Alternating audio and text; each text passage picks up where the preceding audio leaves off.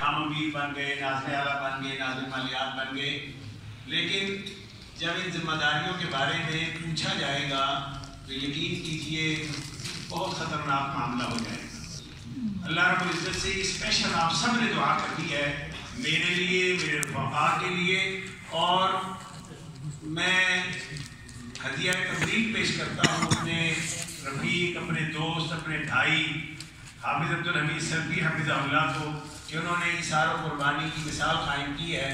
और ये मैं फ़ख्र करता हूँ अपने ऐसे साथियों पर कि जो अल्हम्दुलिल्लाह ओहदों का लालच नहीं है, लेकिन दीन का काम करना है और जमात को इस्तेहकाम बख्शना है।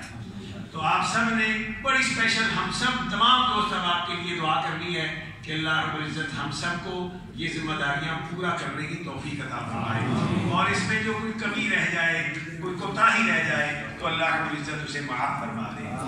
आइंदा अल्लाह, ज़िंदगी अल्लाह के इख्तियार में है, लेकिन वक्त आए 4 या 5 साल के बाद फिर जब हमारी ये कायदीन यहाँ पर तशरीफ लाएँ तो फिर इससे बढ़कर रौनक दोबाला हो।